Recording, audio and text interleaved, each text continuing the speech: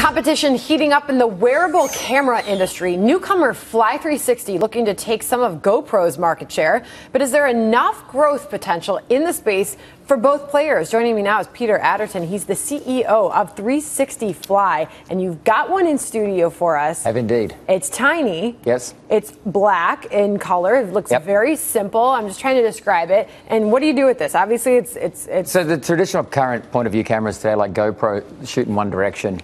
The 360 Fly shoots all around, so it does 360 as well as 240 up and down.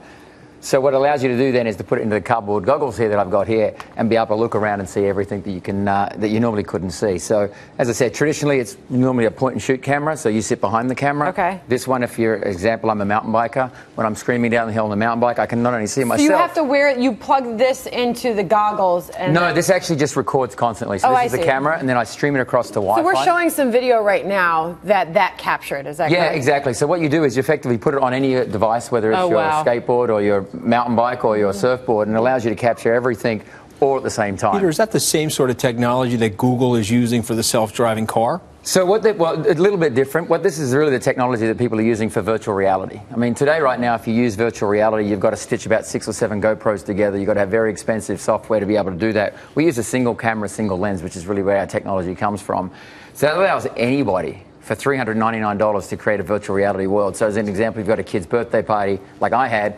My 8-year-old put it in front of the cake, and we could see absolutely everybody around the birthday. I was going to ask you about additional applications, because you always see the people on skateboards or mountain biking or snowboarding or whatever in the advertisements, but we're a nation that's becoming increasingly overweight and obese. Yep. And this is a very small market if you're talking about the extreme this crew sports right enthusiasts. here, not on this desk. But if that's your only market, you have to, you know. No, the only reason why we show that is there's a high chance that those guys are going to crash and create extremely good content. The chances of you being interested, the chances of you being interested. Wow, you said that with such a straight face. Well, it's true. That's why we all go to these things. But it's NASCAR. NASCAR. But the important thing for me is I'm interested in my kid's 8-year-old birthday party. I'm pretty sure nobody else is. Okay, so this is $400 bucks. $400. Yep. What's your key demographic? Who's buying this? Well, we're about to launch in August. The key demographic I think will be a GoPro user, somebody who's used to missing 90% of the action. But I don't know what that demographic is. I mean, you're talking about a young audience. It's male. It's probably ages between 16 and 25, 26. I mean, I'm obviously older than that, so I like to consider myself young at heart as opposed to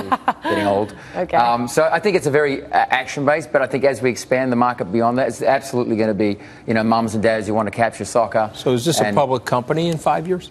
Hopefully less. I'd like to see it public in less, yeah, for sure. I mean, the technology is insane. I mean, when you see this thing work, and again, I was a big GoPro user. I got bored. There's been no innovation in the action camera market. The innovation really has been for GoPro to kind of chase the Chinese to the bottom as they manufacture cheap, low-end cameras.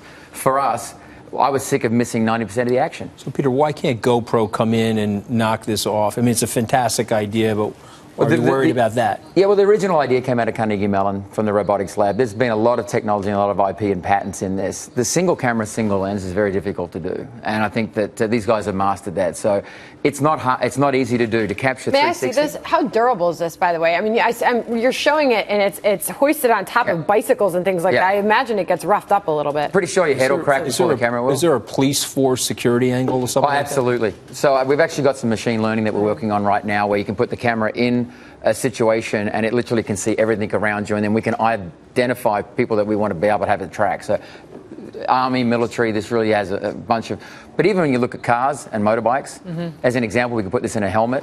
If you're State Farm or one of the insurance companies, you can get a premium reduction, because now you can actually see what happens. You can see. Can you put an HD television camera in there? Because that'll make you a lot of money. Yeah, well, eventually we might. Eventually we might. All right, Peter Adderton, thank you so much. Pleasure. Thank you very much. Great product. All right. Thanks, guys.